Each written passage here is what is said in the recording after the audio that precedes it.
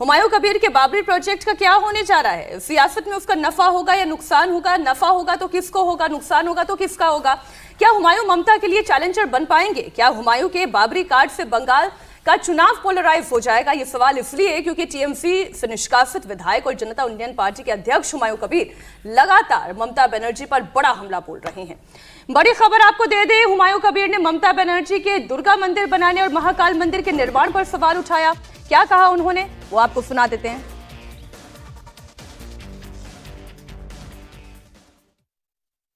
जितना खुशी मर्जी कर लीजिए, लेकिन वो गवर्नमेंट का पैसा में, टैक्स में, पैसा में नहीं होना चाहिए। महाकाल मंदिर बनाइए, वो जगन्नाथ बना लिया, फिर वो दुर्गायन कर रहा है, वो जो दुर्गा पूजा का कार्निवल कर रहा है, इसको को नाम उठाने के लिए सब कुछ कर रहा है। काम तो कुछ नहीं हो रहा है, कर्मसंस्थान नहीं है, नौकरी नहीं है, लोग को कोई आजादी से चलना फिरना भी नहीं है, सिक्योरिटी नहीं मिलते हैं लोगों को। ये सब ज्यादा ध्यान देने के लिए बोलूँगा। प्रोफेसर साहब, ये पश्चिम बंगाल में केसरिया चलेगा, ममता बनर्जी चलेंगी, हुमायूं कबीर चल पाएंगे या नहीं चल पाएंगे, बाबरी चल पाएगी या नहीं चल पाएगी, क्या चलेगा पश्चिम बंगाल में? देखिए, अभिषेक बनर्जी को देख करके तो और उनकी बातें सुन करके तो यही लग रहा है कि वो बहुत फ्रस्ट्रेशन में है। और ममता बनर्जी को कहीं ना कहीं ये लग रहा है कि उनका चुनावी रथ जो है, जो अश्वमेघ था बंगाल के अंदर, उसका घोड़ा रुक गया है। यही वो फ्रस्ट्रेशन है जो दिखाता है उनका। क्योंकि यदि ऐसी बात नहीं होती तो आकर के वो आसानी से कह सकते थे कि इन प्रश्नों का उत्तर चुनाव आयोग ने नहीं दिया है।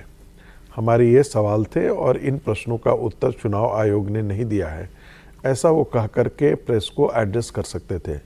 लेकिन जो तेवर था, वो तो तेवर कहीं से मर्यादापूर्ण नहीं था, मर्यादाहीन था।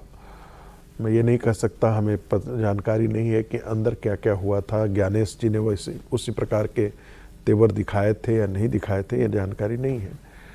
लेकिन जिस प्रकार से उन्होंने अपनी बात रखी, उसमें तो उनका लग रहा है एक पूरा फ्रस्ट्रेशन जो है वो अंदर से निकल करके आ रहा है। और फ्रस्ट्रेशन इसलिए निकल करके आ रहा है क्योंकि पश्चिम बंगाल की जो राजनीति है उसके डायनेमिक्स धीरे धीरे बदल रहे हैं रोज के रोज। उन्होंने ये नहीं सोचा होगा, कल जिस प्रकार से अमित शाह जी ने, आज पूरे सारे अखबारों में आया है, जितने भी फैक्शंस थे भारतीय जनता पार्टी के, सभी को बुलाया और सभी को बुला करके वही बातें कही जो बीएल संतोष जी ने कही थी कि ये वक्त नहीं है हम लोगों को आपस में लड़ने का। हम जानते हैं शुभेंदु अधिकारी और दिलीप घोष जी और अगर कई ऐसे फैक्शंस हैं वहाँ पर, सबों के साथ बैठा करके उन्होंने एक ही बात कही कि देखिए, ये वक्त नहीं है, इसका निर्णय हम बाद में भी कर सकते हैं, लेकिन ये वक्त ये है, ये बंगाल नहीं, ये भारत के भविष्य से साथ जुड़ा हुआ है बंगाल का चुनाव।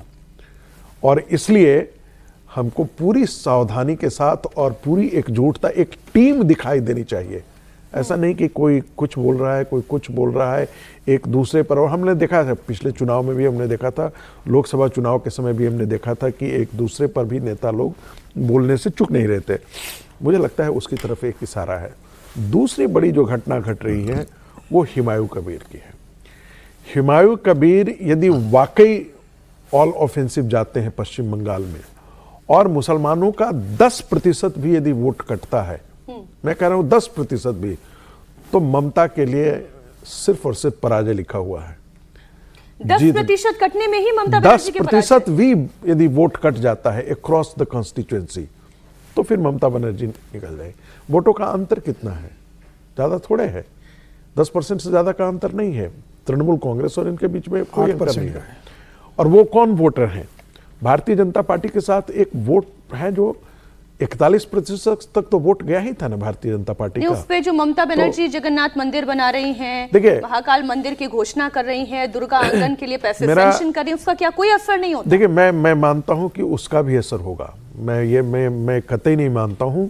मुसलमानों का वोट जो होता है वो एक मुश्त तो जाता है ममता जी को, लेकिन हिंदुओं का वोट एक मुश्त पोलराइज होने के बावजूद भी चला जाएगा, मुझे ऐसा संदेह है। हिंदू वोट पोलराइज हो रहे हैं पश्चिम बंगाल में। मुझे लगता है कि इस बार काफ़ी पोलराइज होने वाला है हिंदू वोट। जिस तरीके से ममता बनर्जी का 2011 से लेकर अगर 2025 तक का शासन अगर बंगाल की जनता देखेगी तो वो इस बात को समझेगी कि ममता के 15 साल के शासन में हिंदुओं का भी शोषण हुआ है, करप्शन बहुत बड़ा है, वहाँ पर घुसपैठियों को ममता बनर्जी ने संरक्षण दिया है। और जिस तरीके से ममता की सरकार में जो करप्शन रहा, भ्रष्टाचार रहा, जिसे अमित शाह जी ने अपने अभी 3 दिन के बंगाल दौरे में प्रमुखता से उठाया कि जो लूट तंत्र ममता बनर्जी ने अपनी सरकार के अंदर और संगठन के माध्यम से, और तृणमूल कांग्रेस का जो कैडर है वो सारे ठेकेदार बन गए, सबने पैसा वसूली अभियान का जो एक सिंडिकेट चलाया, जनता उसके त्रस्त है, इसमें कोई दो राय नहीं है।